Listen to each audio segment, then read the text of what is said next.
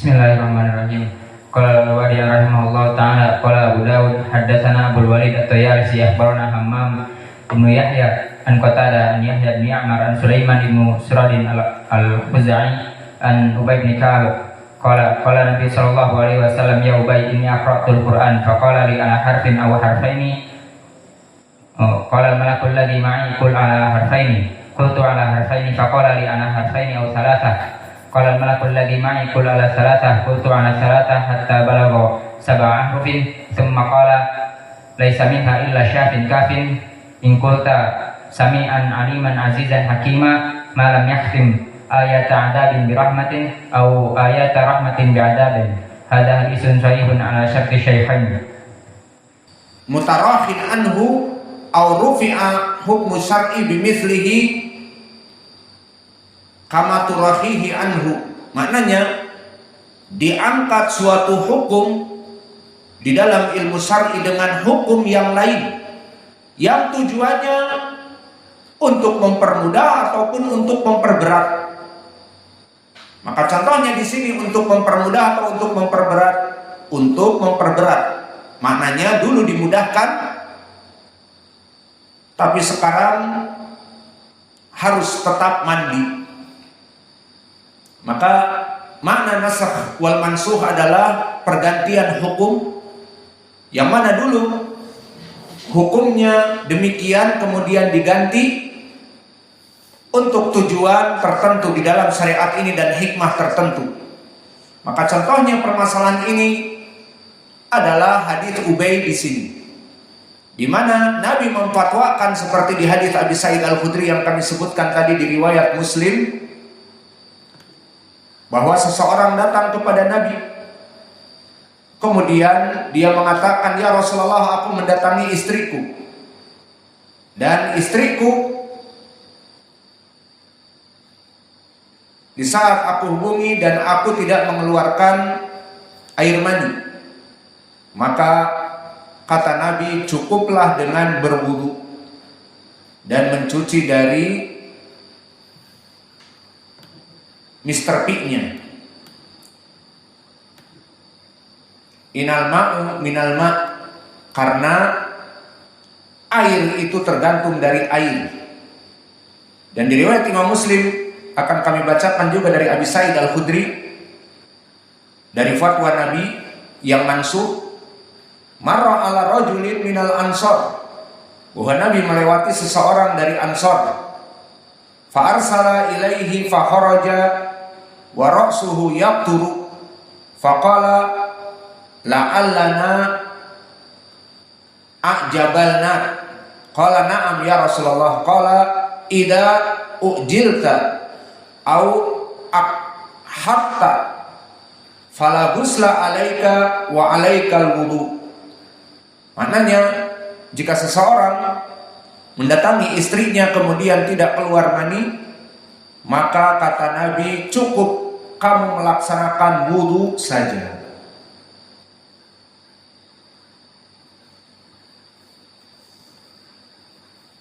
Summa yatawadda wa yusalli, maka hukumnya hanya wudu dan melaksanakan sholat.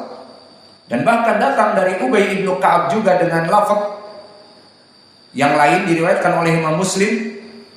Ingin menjelaskan, kita berikan bagaimana lafaz-lafaz di riwayat Muslim tentang permasalahan rukhsah ini.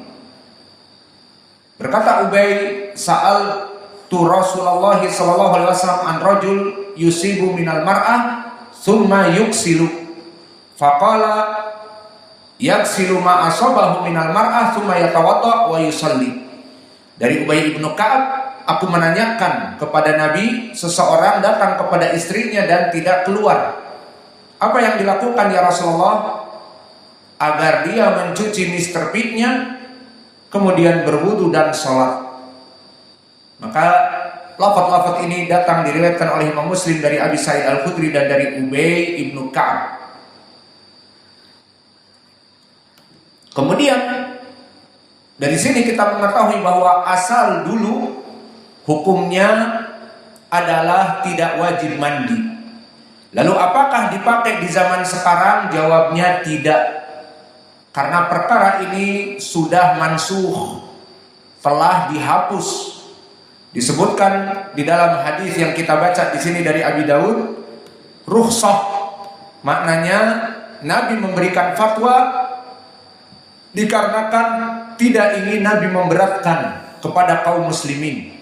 Karena rukhsatan rakhasaha Rasulullah SAW fi bada'il Islam. Maka di awal dari Islam, kaum muslimin tentunya diberikan hukum-hukum yang lebih ringan. Dan yang kedua, air pun memang jarang dan susah. Maka seseorang yang mendatangi istrinya dan tidak keluar, maka hanya sekedar bertemu dan sebagainya, maka dia tidak wajib mandi. Cukup mencuci Mr. Pig-nya, kemudian berwudu dan sholat. Itu di zaman awal. Maka kemudian di dalam hadis disebutkan, summa amara bil iktisal ba'du. Kemudian Nabi merubah fatwa, memerintahkan kepada siapapun yang datang mendatangi istrinya dan meskipun hanya bertemu tanpa keluar karena anaknya bangun, atau datang santri pinjam motor. Nah, ini yang muskilah. Please pinjam motor jangan waktu tertentu. Akhirnya sudah tidak ada juhud lagi setelah itu. Maka yang jadi poin di sini adalah si laki-laki ini tidak menyelesaikan, namun sudah bertemu, sudah masuk timba ataupun ember kepada sumur. Nah, ini lebih baik. Maka sumur sudah ditimba, masuk timba, tapi tidak ada finishing karena terganggu anaknya bangun ataupun santri pinjam motor. Maka akhirnya bagaimana hukumnya? Disebutkan di hadis ini, summa amara bil iktisal ba'du, menandakan bahwa an-nasikh yang memberikan hukum akhir adalah wajib untuk mandi. Maka oleh sebab itu, barang siapa yang ingin bermain dengan istrinya, tahu waktu anaknya belum tidur, ya janganlah. Nanti nasibnya seperti ini.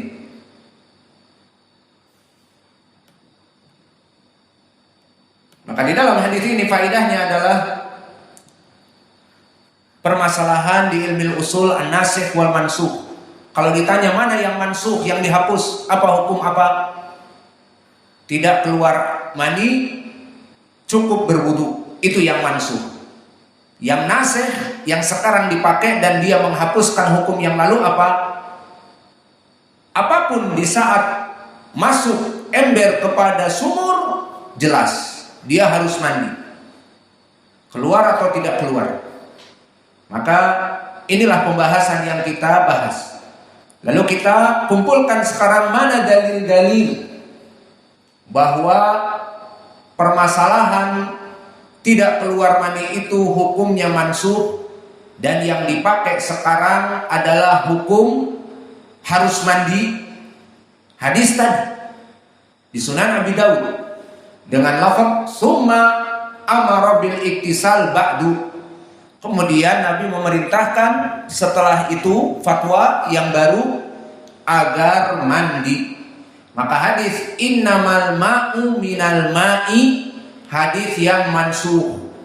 Hadis tidaklah seseorang mandi kecuali dengan keluarnya air. Al-ma maksudnya ma iktisal, air mandi, itu dikarenakan datangnya air, maka ini hadis yang mansukh.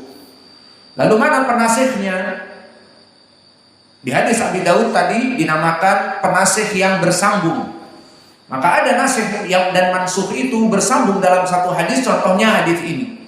Disebutkan mana yang dihapus dan disebutkan mana penghapusnya. Ini lebih baik daripada hadis-hadis yang lain dari segi hukum. Karena di sini disebutkan, bahkan Nabi mengatakan kana rukhsah fi bidayatil Islam. Rakhasah Rasulullah sallallahu alaihi wasallam bahwa fatwa ini dulu rukhsah. Maka kalimat rukhsah menandakan dalil mansukh. Karena Nabi memberikan keringanan untuk kaum muslimin di awal Islam, yalah diperingan semua perkara. Namun setelah itu kaum muslimin alhamdulillah sudah mapan dan imannya lebih kuat, maka diberikan hukum yang menjadi ketetapan sampai this time, di mana kita tetap harus mandi. Lalu kita akan mengumpulkan mana hadis-hadis yang menyebutkan tentang permasalahan ini. Pertama, hadis muttafaqun alaih dari Abi Hurairah. Di sini kita akan sebutkan pendalilan harus mandinya.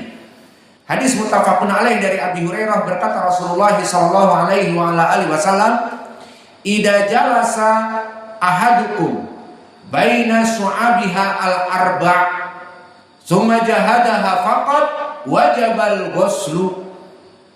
Maka seseorang yang berada di atas 4 cabang. Apa itu 4 cabang? Persimpangan. Jadi orang berjalan di atas persimpangan gitu. Satu ke Damasraya, satu ke Kota Baru, satu ke Timpe, satu ke Pulau Punjung, begitu. Maknanya di atas perempuan, 4 cabang, 2 tangan, 2 kaki. Nah itu maknanya. Maka barang siapa seorang laki-laki berada di atas perempuan 4 cabang, maka disebutkan summa jahadaha. Kemudian dia itu mungkin tidak menyelesaikannya karena anaknya bangun dan sebagainya. Faqad wajabal ghuslu, maka wajib bagi dia untuk mandi. Berarti tidak ada lagi amalan jika tidak menyelesaikan kemudian berwudu, mencuci Mr. P-nya, kemudian sholat, tidak. Harus dia mandi. Maka ini pendalilan secara jelas. Dan pendalilan yang lain secara jelas juga datang diriwayatkan oleh Imam Muslim dari Abi Musa. Lihat bagaimana para sahabat dulu. Ikhtalafa fi dzalika rahtun minal muhajirin wal ansar. Kata Abu Musa, terjadi ikhtilaf di kalangan para sahabat itu sendiri. Sebagian dari muhajirin dan sebagian dari ansar.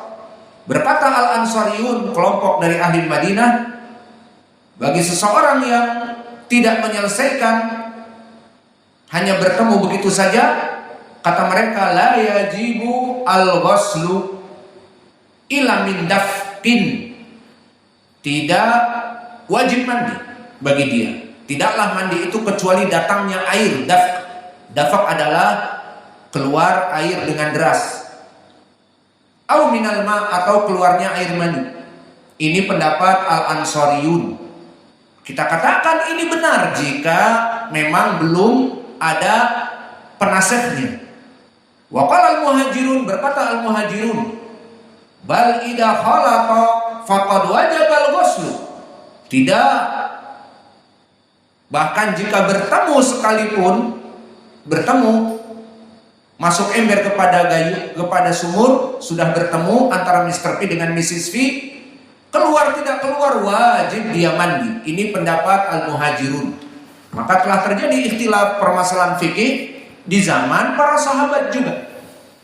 Lalu bagaimana yang rajih? Qala Abu Musa, fa ana asfikum min dalika. Maka aku akan mengobati kalian dengan apa? Meminta fatwa. Maka mereka akhirnya datang kepada Aisyah radhiyallahu anha, meminta untuk menjawab soal ini.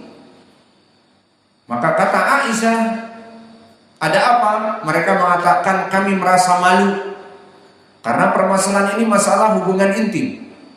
Kami menanyakannya kepada kamu. Maka kata Aisyah kepada perempuan, kata Aisyah, ana ummul mukminin, jadikanlah aku ini seperti ibu kalian.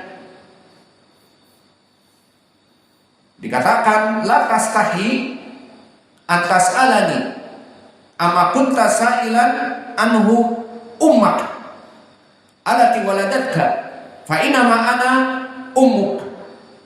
Maka aku seperti ibumu yang mengandung kamu. Dan itu hukumnya, maknanya tidak boleh ada muslim yang menikahi istri-istri Nabi setelahnya. Maka dianggap sebagai ummul mukminin meskipun Aisyah masih muda. Nabi meninggal Aisyah umurnya sekitar 20 tahun. 18, 19, 20. Maka ditanyakan perkara ini. Apa dijawab oleh Aisyah? Qalat alal khabiri saqatta. Qala Rasulullah sallallahu alaihi wasallam idza jalasa baina syu'abihal arba wa masal khitan al khitana wa masal khitanu al khitana faqad wajabal ghuslu. Maka meriwayatkan Aisyah dari Nabi, jika bertemu laki-laki dengan perempuan dan bertemu dua kelaminnya, maka telah wajib baginya untuk mandi meskipun pertanyaan tadi tidak keluar air. Maka siapa yang benar, al-muhajirun al-ansar? Dari kisah tadi, al-muhajirun, maka mereka mendapatkan fatwa yang benar. Setelah bertanya kepada Aisyah, maka dikatakan oleh Aisyah hadis yang sama seperti Abi Hurairah. Maka ini menjadi pendalilan tentang permasalahan hadis yang menasihkan hadis Abi Hurairah dan hadis Aisyah diriwayatkan oleh Imam Muslim dari kisah Abi Musa al-Ash'ari. Maka kesimpulan yang bisa kita ambil dari hadis di Musnad Ubay bin Ka'ab ini, bahwa Ubay bin Ka'ab menceritakan bahwa Nabi pernah berfatwa inal ma'a minal ma'i. Maknanya ma yang pertama ma mandi junub, minal ma'i ma yang kedua dari keluarnya mani. Maknanya jika tidak keluar mani tidak usah mandi. Kanat rukhsatan rakhasaha Rasulullah. Hukumnya mansuh. Makna rukhsah, dulu Nabi ingin memperingan. Kemudian mana pendalilan mansuhnya? Disebutkan dulu untuk meringankan fi bada'il Islam, fi bad'il Islam, di awal Islam. Summa amara bil iktisal ba'du. Maka kemudian Nabi memerintahkan untuk mandi bagi siapapun yang bertemu, yang embernya masuk sumur, maka tetap harus mandi. Maka hadis ini hadis yang sahih. Seperti kami sebutkan tahridnya, wa naktafi ila huna wa jazakumullahu khairan wa barakallahu fi ilmikum. Subhanallah wa bihamdika. Astagfirullah.